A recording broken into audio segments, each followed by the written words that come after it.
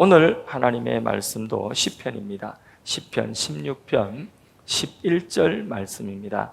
방금 읽은 본문 말씀 우리 다시 한번 읽어보도록 할까요? 한 번만 띄워주세요. 다시 한번 읽어봅니다. 시작.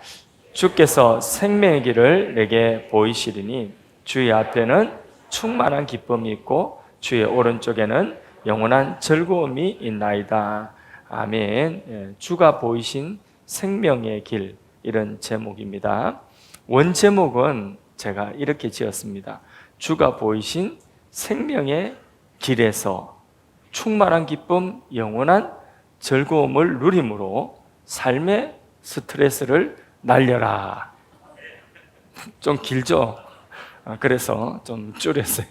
줄여가지고 주가 보이신 생명의 길. 우리 모두 생명의 길 위에 있습니다. 예수를 믿는 우리 모두는 생명의 길 위에 지금 있다는 걸 믿으시기를 바랍니다. 그 생명의 길 위에는 그 믿는 사람들에게 주시는, 하나님 주시는 충만한 기쁨, 영원한 즐거움이 있습니다. 그런데 또 한편 우리가 이 세상에 예수 믿고 살아가면서 생명의 길 위에 있지만은 여전히 우리의 삶에 시련도 있고 염려되는 일, 불안한 일, 그로 인하여서 우리가 스트레스를 많이 받고 또 살아가는 것도 우리의 현실입니다. 그러면 한번 여러분 질문하겠습니다. 생명의 길 위에서 하나님 주시는 은혜의 기쁨, 그 즐거움이 이 크기가 있다면 이쪽 크기는 우리가 살면서 생명의 길 위에 있지만은 시련을 만나고 염려하고 근심하고 오늘 내가 가지고 있는 그 짐의 무게가 있거든요. 그 짐의 무게의 염려와 불안, 이게 큽니까? 아니면 여기에 기쁨과 즐거움이 큽니까? 자, 어느 쪽이 큽니까? 기쁨과 즐거움이 컸으면 좋겠죠? 오늘 그러나 우리 모두는 가지고 있는 짐이 있고 그로 인한 염려와 근심이 또 우리에게 있습니다. 가지고 있죠, 그렇죠? 스트레스 있습니까, 없습니까? 있습니다. 오늘 선포부터 한번 하고 시작하겠습니다. 스트레스야 날아가라. 그래가 날아가겠습니다. 다시 한번 세게 합시다. 시작. 스트레스야 날아가라. 일단 날리고 말로라도. 세상살이 정말 피곤합니다. 그죠? 바쁘지 않은 사람 없는 것 같습니다. 다 바쁩니다. 안 바빠도 바쁜 척 해야 됩니다. 안 그러면 할 일 없는 사람처럼 보이고 무능한 사람처럼 보여서 바쁜 척이라도 해야 됩니다. 좀 쉬고 싶어도 쉬지 못하고 자신의 육체적, 감정적인 한계를 훨씬 넘도록 자기 스스로 푸시를 하고 있습니다. 그러나 하나님께서 우리를 지으실 때 우리를 일하는 기계로 짓지 않으셨어요. 하나님은 일과 안식, 이 둘이 균형이 되어야지 우리의 삶의 질이 우리가 인간으로서 살아갈 수 있도록 하나님 그렇게 디자인을 하신 것입니다. 하나님이 낮과 함께 뭘 만드셨죠? 밤도 만드셨어요. 밤은 말라 만드셨어요. 낮에는 일하고 밤에는 쉬라고, 그게 하나님 창조의 원리입니다. 일주일이라고 하는 단위를, 시간을 끊어서 하나님께서 한 세트를 만드셨어요. 그래서 십계명에 의하면 6세 동안은 힘써 일하고 그 다음에 7일은 안식할 날이다. 그날에는 뭘 다른 일 하려고 하지 말고 안식해라. 그래야지 우리가 건강할 수 있다는 거죠. 인간답게 살 수가 있다는 것입니다. 거기에 행복을 누릴 수가 있다는 거죠. 그래서 하나님은 우리의 삶의 일과 휴식, 이 균형을 반드시 지켜라. 이게 무너지면 우리의 건강도 무너지고 우리의 삶의 질도 무너진다. 그렇습니다. 그래서요, 현대인들이 그래 사느냐 보니까 그렇게 살지를 못하는 겁니다. 그래서 자기 한계의 너머에 계속해서 자기를 푸시하고 육체적으로, 정신적으로. 그래서 오늘 현대인들의 고질병이 뭐냐? 스트레스라고 합니다. 그것도 하나의 병이라고 하거든요. 스트레스. 스트레스를 우리가 다 아는데 설교를 준비하면서 포털을 찾아봤습니다. 의학적인 용어로 스트레스는 적응하기 어려운 환경이나 조건에 처할 때 느끼는 심리적, 신체적 긴장 상태를 스트레스라고 하는데, 그때 심장이 빨리 뛰고 온 신경이 집중되면서 긴장 상태로 돌입해가지고 상황을 해결하려고 하는 그런 반응, 그걸 이제 스트레스라고 합니다. 이런 상태가 이제 오랫동안이 지속되면 스트레스성 질병이 오는데, 심장병, 위궤양, 고혈압 등 신체적 질환을 일으키기도 하고 불면증, 신경 우울증, 심리적 증상을 또 보이기도 한답니다. 이게 이제 의학적으로 사전적인 용입니다. 정의입니다. 스트레스 있습니까? 한번 진단해 볼까요? 예. 자, 첫째, 어디론가 탈출하고 싶은 욕구가 있다. 당장이라도 다 때려치우고 마음 같아서 이 자리를 다 박차버리고 떠나고 싶은 마음이 있다. 첫째, 잘 생각해 보세요. 둘째, 감정이 바닥이 나서 완충장치, 그런 감정의 쿠션이 없다는 거죠. 그래서 작은 일에도 신경질적이고 예민하게 반응한다. 작은 실수도 자기나 타인에 대해서 참지 못하고 화를 내게 된다는 거죠. 예. 세 번째, 대인기피증. 사람들이 다 귀찮답니다. 네 번째, 만성적인 피로. 잠자도 계속 피곤하답니다. 다섯 번째, 영적으로도 교회를 가고 싶다든지 성경이나 또 기도를 또 하고 싶다든지 그런 마음조차도 다 귀찮아진답니다. 자, 이런 증상이 내게 있다면 그러면 나를 병들게 하기 전에 자기를 잘 관리를 해야 됩니다. 그래서 어떻게 해야 되느냐? 사실 저도 이제 목사입니까? 목사는 기도해야죠. 근데 저도 어떤 불안한 마음이 있고 이거 안 되면 어떻게 하나, 또 이게 막히면 어떻게 하나, 또 실패하면 어떻게 하나, 또 뭐 어떻게 하면 어떻게 하나, 뭐 이런 이제 장래에 대한 어떤 일에 대한 불안한 마음과 또 염려가 있죠, 그죠? 그런 긴장 상태가 있거든요. 그때마다 저도 이제 기도합니다. 기도하고 하나님께 다 이렇게 내려놓고 나면 마음이 편해집니다. 하나님이 책임져 주시겠지. 이게 내 일이 아니라 하나님의 일인데 뭐 내가 이렇게 걱정하고 내가 이 짐을 내가 해결할 건 아니지 하고 이제 하나님의 일이라고 맡깁니다. 그럼 내 마음속에 어느 정도 평안이 오거든요. 그래야 내가 병이 안 납니다. 내가 맡기고 내가 이걸 갖다가 염려를 안 하도록 자꾸 해야지, 그래야지 제가 병들지 않고 사역을 할 수가 있습니다. 그래서 그렇게 함에도 불구하고 나는 맡겼다고 그렇게 이제 내 마음에 평안이 왔다고 하는데 어떤 때는 내 몸이 아직도 여전히 반응을 하고 있어요. 몸이 스트레스 상태예요. 그걸 이제 느낄 때가 많이 있습니다. 우리 모두 비슷한 상황일 것 같습니다. 그래서 첫째, 우리는 몸과 마음을 재충전할 수 있도록 그런 기회를 가져야 됩니다. 몸을 재충전하려고 하면 이제 운동을 한다든지 어떤 취미생활을 한다든지 좀 쉰다든지. 그래서 요즘에 뭐 운동도 좋은 운동 많이 있지 않습니까? 아까 필라테스도 있는데 저는 몸 쭉쭉 뻗어가 땀을 쭉 내고 나면 개운하고 그럼 몸이 이제 건강을 회복할 수가 있는 거죠. 또 요즘에는 걷기 많이 하더라고요. 맨발 걷기. 그래서 저도 예전 이렇게 산에 요 벽운산에 가가지고 가면 그 밑에 맨발로 걷는 데가 있어요.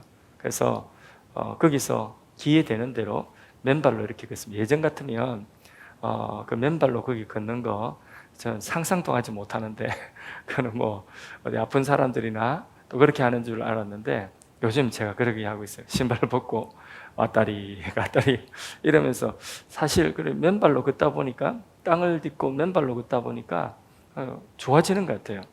기분도 좋고 또 몸도 가벼워지고 그리고 뭐 병이 또 이렇게 싹 사라지는 그런 느낌이고 그래서 기분 좋아요. 그래서 맨발로 이렇게 슬슬 걷습니다. 어떤 분들은 취미생활을 하기도 하고 어떤 분은 음악을 듣고 어떤 분은 독서를 하고 아무튼 이렇게 몸과 그 마음이 안식을 얻고 그렇게 할 수 있는 그런 충전의 기회를 가져야 됩니다. 그런데 이제 그보다 더 중요한 거 두 번째로 믿음의 사람에게는 가장 중요한 것이 뭐냐? 하나님과의 관계입니다. 1절을 같이 읽어보겠습니다. 하나님이여, 시편 16편 우리 전체를 한번 읽을 거거든요. 시편 16편 1절 읽습니다. 하나님이여 나를 지켜주소서 내가 죽게 피하나이다. 예, 이 누구 시편이냐면 다윗 시편이에요. 다윗은요 어떤 사람이냐면 장군이고 그는 전쟁 용사예요. 그래서 본인이 많은 전쟁을 치렀던 용사이면서 또 다윗 주변에는 많은 또 용사들, 장군들이 있습니다. 그럼에도 불구하고 다윗이 지금 하나님께 나를 지켜주소서 그러죠. 그리고 내가 죽게 피하나이다 이랬죠. 예, 자기가 장군이고 싸움 잘하는 용맹한 그런 임금인데, 그런데 누구에게 피한다고요? 하나님께 피하고. 누구에게 지켜달라고요? 하나님께 나를 지켜주소서. 우리가 열심히 하고 우리가 노력하는 거 중요합니다. 그러나 우리의 노력과 열심은 항상 불완전합니다. 하나님이 도우셔야 됩니다. 그래서 우리도 다윗처럼 하나님이여 나를 지켜주소서 내가 죽게 피하나이다. 하나님을 가까이 할 수 있기를 바랍니다. 모든 것 우리가 다 책임지려고 하면 병납니다. 우리는 피조물입니다. 창조주 하나님, 그 하나님께 주여 나를 지켜주소서 내가 죽게 피하나이다. 하나님 품으로 더 가까이 가는 우리 모두가 되길 바랍니다. 2절을 읽어보겠습니다. 내가 여호와께 아뢰되 주는 나의 주님이시오니 주밖에 나의 복이 없나이다. 모든 것을 복되게 하실 분은 하나님입니다. 다윗은 그걸 알았고 다윗이 또 전쟁을 만난다는데 이전에도 전쟁했지만은 그러나 그런 일들을 만날 때 다윗은 죽게 피하고 하나님께 모든 좋은 복이 있습니다. 하나님 나를 지키소서. 첫째, 우리는 하나님을 가까이 할 수 있기를 바랍니다. 우리 모두는 생명의 길 위에 있습니다. 맞습니까? 예수 믿는 우리 모두는 하나님이 우리의 발걸음을 어디에 올려놓냐면 생명의 길 위에 올려놓으셨습니다. 그 생명의 길 위에서 여러 시련을 만난다 할지라도 하나님을 가까이 하십시오. 아멘이십니까? 하나님을 가까이 하는 가장 좋은 시간은 예배 시간입니다. 예배는 우리의 긴장을 해소하고 하늘로부터 내려오는 평안을 덧입을 수 있는 그런 시간이고 모든 좋은 복을 하늘로부터 다운로드 받는 그런 시간인 줄로 믿습니다. 그 다음에 믿음의 사람들과 교제하는 것이 또한 중요합니다. 3절을 같이 읽어보겠습니다. 땅에 있는 성도들은 존귀한 자들이니 나의 모든 즐거움이 그들에게 있도다. 예, 여기 존귀한 자들이 누구냐? 땅에 있는 성도들이라고 했습니다. 이 땅에 있는 성도들은 다 존귀한 자들입니다. 그래서 서로를 격려하고 축복하며 하늘로부터 내려오는 그 즐거움이 어디에 있느냐? 성도의 교제 속에서 격려하고 함께 기도해 줄 때에. 어제까지 우리 청년부에서 제주도를 다녀왔습니다. 이번에 제주도는 우리 신학생들, 중국에서 나온 신학생들과 함께 교제를 하며 함께 예배드리고 하는 시간이었습니다. 그래서 굉장히 그 의미 있는 시간인데 어땠는가 물어보니까 굉장히 좋았다고 그래요. 즐겁고 유익한 시간이었다.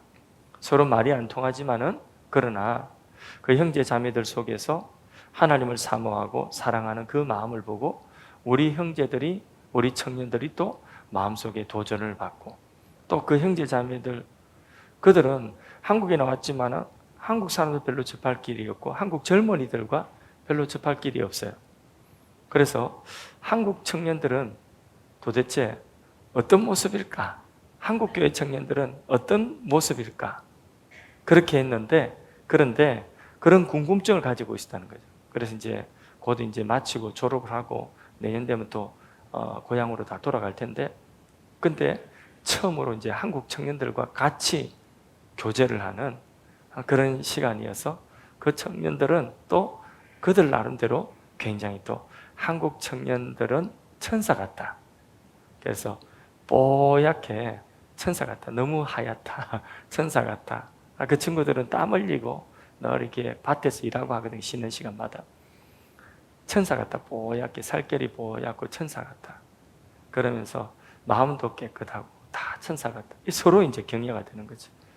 우리 막내가 성경을 좀 읽어야 되는데 이 녀석이 성경 읽으라고 하면 읽는다 말은 하고는 성경을 그렇게 많이 읽질 않아요. 그래서 이번에 충격을 먹었답니다.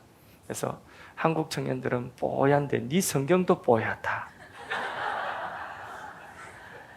그 친구들은 성경이 막 너덜너덜해요. 막 얼마나 낙서를 하고 거기다 메모를 하고. 근데 성경이 왜 이렇게 깨끗하니? 이더래요. 그래서 야, 그래서 성경 한국 청년들은 뽀얗고 깨끗한데 성경도 뽀얗고 깨끗하다. 너무 깨끗하다. 도전을 받았대요. 아, 성경 읽어야 되겠구나. 즐거움이죠. 서로 이제 신앙의 유익을 주고받는 즐거움. 그래서 이런 찬양도 있습니다. 형제의 모습 속에 보이는 하나님 형상 아름다워라. 서로 섬기는 모습, 사랑하는 모습, 믿음 생활 잘하는 모습을 보면서 그 속에서 하나님의 형상을 보는 겁니다. 우리 집사님들이 교회에 오셔서 교제 나누시고 하는 그 모습을 보면서 하나님 형상을 보는 거죠. 사랑방은 존귀한 성도들이 모여서 하나님 나라의 그 즐거움을 나누는 자리고, 그 가운데 시련 가운데 있는 분들, 어려운 가운데 있는 분들을 위로하고 격려해서 붙잡아 이렇게 세우는 그런 소중한 시간인 줄로 믿습니다.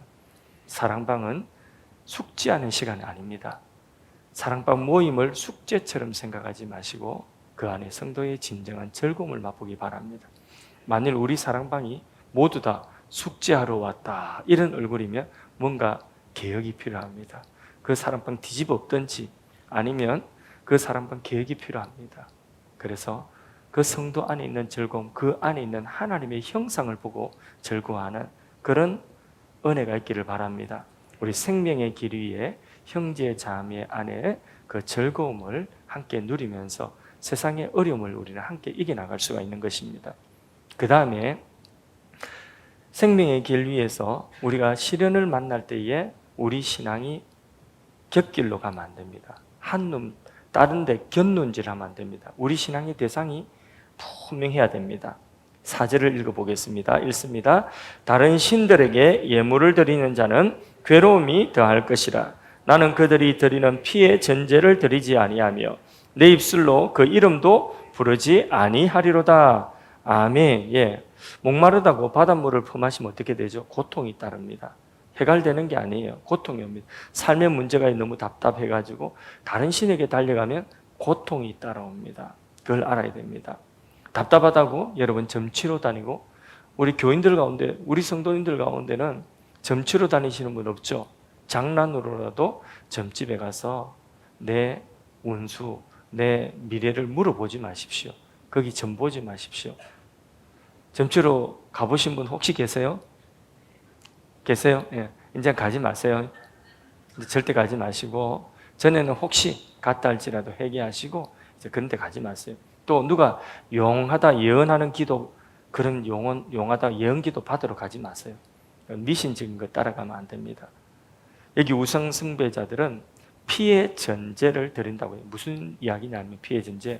성경 시대에는, 고대에는 이방 신들을 섬기는 우상 숭배자들이 나라에 어떤 엄청난 전쟁이 일어나거나 아니면 어떤 이렇게 기근이 오거나 큰 어려움이 생기면 우리 다 살아야 되는데 누구 하나가 대신 제물이 돼야 된다. 이래가지고 어린아이를 희생 제물로 어린아이의 피를 흘리게 하고 아니면 처녀들의 피를 흘리게 해서 인신제사를 드렸어요.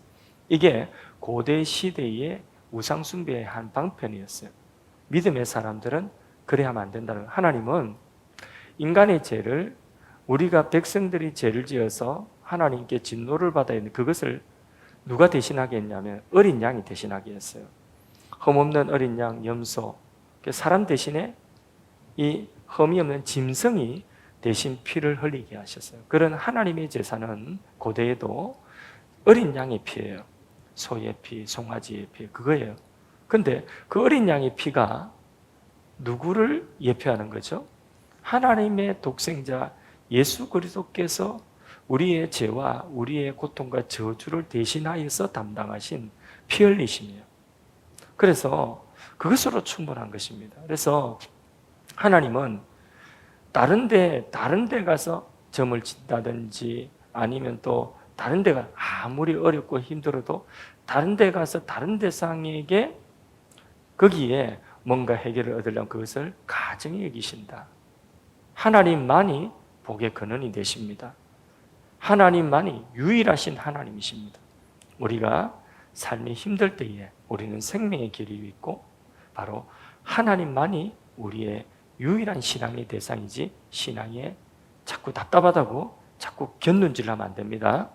예, 그러기가 쉽습니다. 곁눈질하기 쉽습니다. 답답하니까 어디 기도원을 안 가볼까? 물론 기도원 가는 건 좋은데, 그런데 여기서 안 되는 게 기도원 가서 뭐 되는 게 아니에요. 그러니까 기도원도 건전한 기도원 가면 되는데 뭐 속 시원하게 예언해 준다 이런 데 찾아다니지 마세요. 어디 쓰러진다고 하는데 막 이렇게, 그런데 뭐 용하다고 하고 세다고 하는데 굳이 그래 가지 마십시오. 신앙생활이 우리가 삶이 힘들수록 우리 신앙이 자꾸 우리가 약하기 때문에 곁눈질하기 쉽습니다. 자, 그 다음에 자족하는 마음을 가지고 감사해야 됩니다. 5절에 7절 말씀을 또 보겠습니다. 여호와는 나의 산업과 나의 잔의 소득이시니 나의 분깃을 지키시나이다. 내게 줄로 지어준 구역은 아름다운 곳에 있으며 나의 기업이 실로 아름답도다. 나를 훈계하신 여호와를 송축할지어다. 밤마다 내 양심이 나를 교훈하도다. 여기 내게 줄로 지어진 구역이 아름답다는 말씀이 있는데, 하나님이 줄로 지어진 한계가 있다는, 각자의 한계. 다윗에게도 하나님은 줄로 지어진 구역 한계를 정해 주셨어요. 그 줄로 지어진 구역 한계 안에 누리는 것들이 소중하고 아름다운 것이라는 거예요. 그거 잊어버리면 안 된다는 거죠. 하나님은 우리에게 모든 것을 다 주셨으면 좋겠지만은 다 주지 않으셨어요. 우리에게 줄로 지어진 구역, 그 한계가 있습니다. 그래서 우리의 재정도 하나님이 줄로 지어진 그 한계, 그래서 그 한계가 있고, 우리의 건강도 그렇고, 그리고 우리가 교육받은 수준도 각자가 하나님 줄로 지어준 그 교육받은 수준이 또 있는 것이고, 재능도 마찬가지고. 그런데 하나님이 줄로 지어진 그 구역 안에 있는 그것들이 하나님 주신 선물이에요. 그리고 그게 소중한 거예요. 가정이 되었든 무엇이 되었든 그걸 자꾸 우리가 감사할 줄 모르고 소중하게 여기지 않고 줄로 지어준 한계 밖에 있는 다른 것들과 자꾸 비교해가지고 그래서 감사를 잃어버리는 거예요. 우리는 어떤 것이든지 모든 것을 다 갖추지는 못했습니다. 그래서 줄로 지어준 그 한계 속에 있는 것, 그것 하나님이 우리에게 주신 소중하고 아름다운 선물로 먼저 그 소중함을 잊지 말아야 됩니다. 그것의 아름다움을 우리가 감사해야 되는 것입니다. 그걸 잊어버리고 남과 자꾸 비교하고 그 한계 밖의 것, 그것을 자꾸 생각하면 그러면 거기 기쁨을 잃어버려요. 그때부터 불행해지기 시작해요. 내가 불행해져요. 내가 저 사람보다 못한 게 뭐 있는데 저 사람이 나보다 더 부자고 돈도 잘 벌고, 내가 저 사람보다 못한 게 없는데 저 사람이 더 시집장가 잘 가는 것 같고, 저 사람이 더 잘 되는 것 같고, 그러니까 마음속에 행복이 그때부터 깨어지기 시작하는 것입니다. 내가 뭐 저 사람보다 못한 게 없는데 그런 생각하는 거죠. 근데 우리가 건강을 잃어버리고 건강이 좀 내가 부족하다, 건강하기만 하면 그러면 다 행복할 것 같은데 건강하고도 행복하지 못한 사람 많고 건강하면서 죄짓고 돌아다니는 사람 많습니다. 또 돈이 좀 더 많았으면 좋겠고 부자면 좋겠는데, 근데 부자로서 죄 많이 짓고 돌아다니고 부자이면서 불행한 사람도 많습니다. 하나님이 우리에게 줄로 지어준 그 구역 안에 있는 그것들을 소중하게, 그것의 아름다움을 우리는 하나님 앞에 먼저 감사해야 됩니다. 다윗은요, 힘이 좋았어요. 그 다윗의 나라가 힘이 강했어요. 그때 다윗이 다스릴 때에 이스라엘이 최고 전성기예요. 다윗의 힘이 그 당시에 뭐 얼마든지 북방으로 올라가려면 올라갈 수 있습니다. 근데 하나님이 다윗에게 줄로 지어진 구역이 있어요. 위에는 어디까지 네가 힘이 세더라도 위에는 유프라테스 강을 넘어가면 안 된다. 그래서 유프라테스 강 위에 있는 여러 민족들이 그 당시에는 힘이 약할 때예요. 다윗의 제국이 강성할 때, 다윗의 나라가 강성할 때 얼마든지 치고 올라갈 수 있고 정복할 수 있습니다.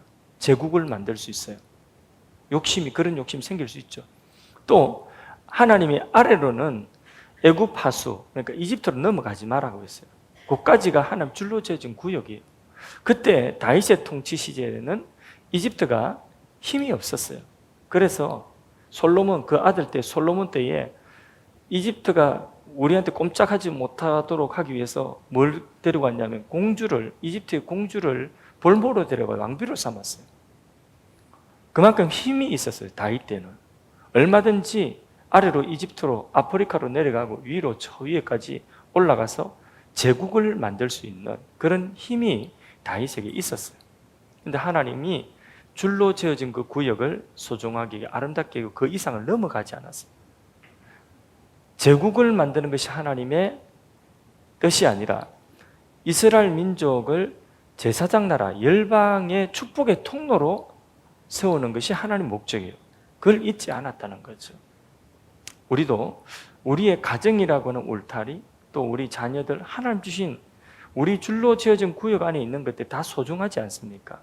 그 소중한 것들을 자꾸 하나님이 구역 밖에 있는 그 내 구역 밖에 있는 것들을 비교해서 자꾸 거기에서부터 시작해서 불행이 옵니다. 그러니까 그러지 마시고 우리의 삶에 소중하지만은 그럼에도 불구하고 내게 어떻게 보면 만족을 주지 못하고 있는 그런 것들이 있다고 한다면 그것의 소중함과 그것의 아름다움을 먼저 하나님 앞에 인정하고 감사할 수 있기를 바랍니다. 하나님 지금 가장 소중한 선물입니다. 자, 그것을 선포하는 순간 하나님이 줄로 지어준 그 구역 안에 있는 하나님이 주신 자녀들, 가족, 하나님 주신 나의 어떤 소유 이런 것들을 하나님 앞에 감사하면 그걸 아름다운 하나님의 선물이다, 소중하다 감사하면 그때부터 새가 한 마리 옵니다. 내 삶에 파닥파닥파닥 들어오는데 그 새가 뭐냐? 행복의 파랑새가 옵니다. 예. 멋지죠, 그죠? 3부 때도 그렇게 반응해 주세요. 성가대가 어떤 때는 동지고 어떤 때는 적이에요. 3부 때. 3부 때 막 들은 건데 하고 막 졸지 마시고 3부 때 그렇게 또 다시 똑같은 반응을 해주시면 하나님 집에 가서 은혜를 또 주실 줄로 믿습니다. 예. 자, 하나님께서 어떻게 보정을 하시는가, 그것을 생명의 길 위에 어떻게 보정을 하시는가. 8절을 또 읽어보겠습니다. 내가 여호와를 항상 내 앞에 모시며 그가 나의 오른쪽에 계심으로 내가 흔들리지 아니하리로다. 아멘. 이제 다윗의 터가 생명의 길 위에 있기 때문에 흔들리지 않습니다. 이 세상에 과연 안전지대가 있을까요? 사람들은 전쟁이 날까 봐 불안하고 지진이 날까 불안하고 금융위기가 올까 불안하고 또 대출 많은 사람들은 대출 금리 올라갈까 불안하고 또 병날까 불안하고 사업이 망할까 불안하고 무슨 일이 닥칠지 불안한 거예요. 삶의 터가 흔들릴까 봐 불안한 거예요. 사실 삶의 터가 흔들리거든요. 그래서 막 불안합니다. 작은 일에도 막 터가 흔들릴까 봐 막 새가슴이 돼가지고 조마조마하는 것입니다. 그러나 주님이 보이신 생명의 길 위에 있는 사람들은 그 터가 흔들리지 않습니다. 우리가 넘어져도 어디서 넘어지는 거죠? 생명의 길 위에서 넘어지는 겁니다. 일이 안 돼도 내 뜻대로 안 돼도 생명의 길 위에 우리가 있다는 것을 믿으시길 바랍니다. 9절을 읽습니다. 이러므로 나의 마음이 기쁘고 나의 영도 즐거워하며 내 육체도 안전히 살리니. 아멘. 예, 여기 영과 마음과 육체가 하나님이 주시는 터 위에서 흔들리지 않는다. 생명의 길 위에 있기 때문에 하나님께서 우리 영혼이 잘 되고 범사가 잘 되고 강건하기를 원합니다. 요한 3서에 그렇게 말씀하고 있죠. 이 하나님을 믿으시기를 바랍니다.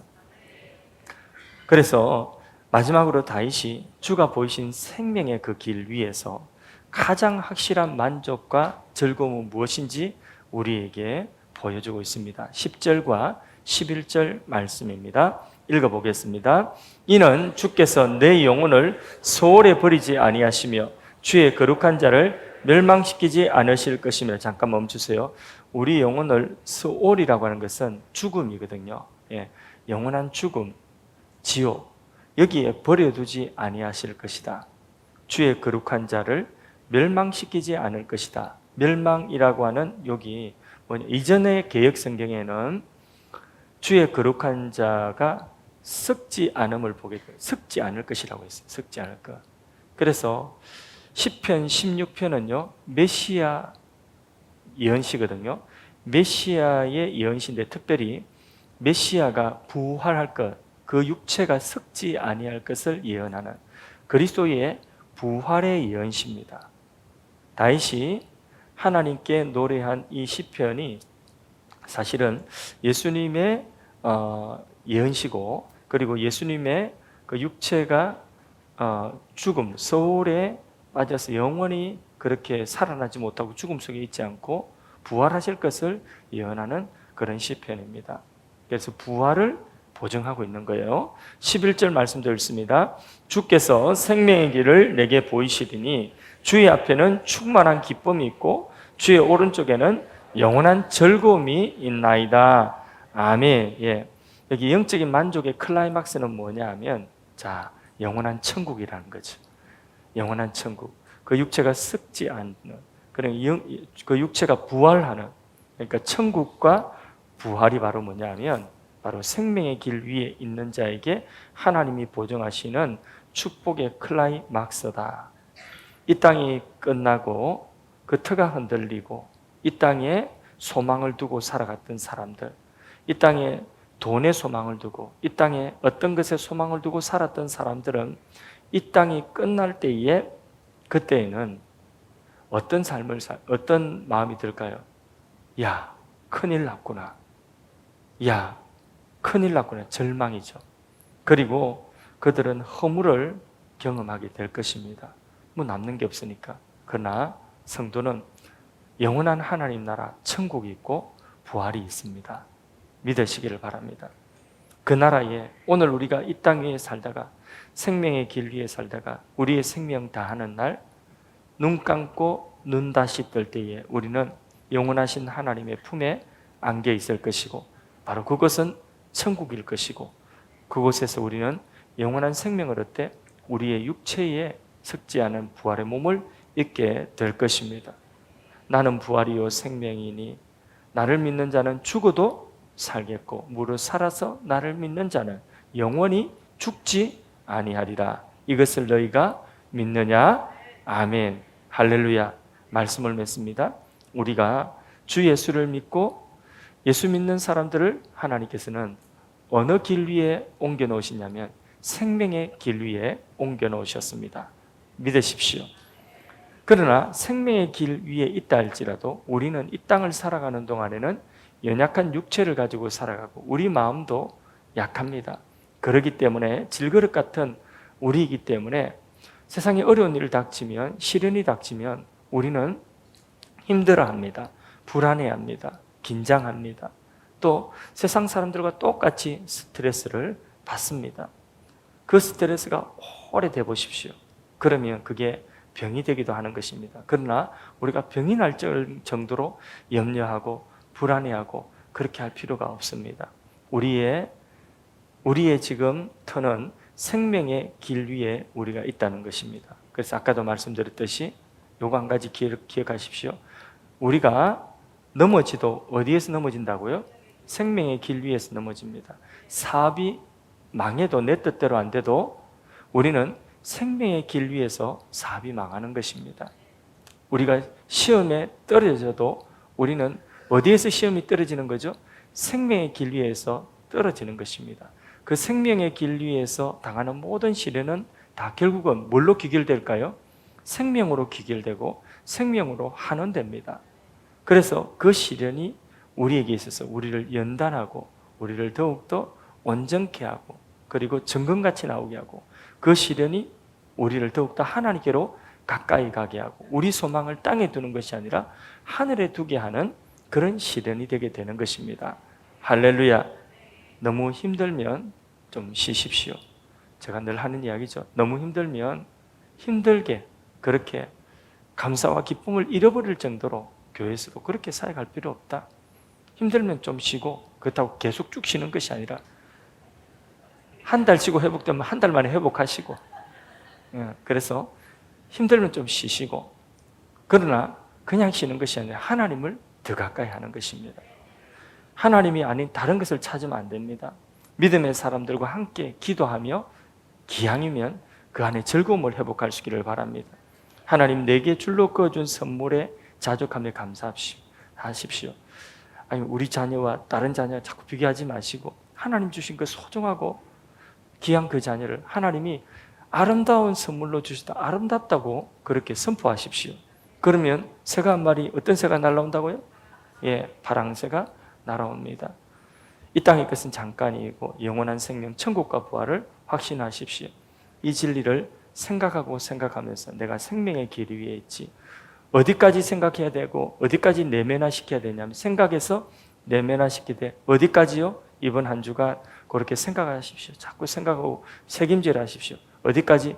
내 안에 확신이 들 때까지. 아, 내가 생명의 길 위에 있지.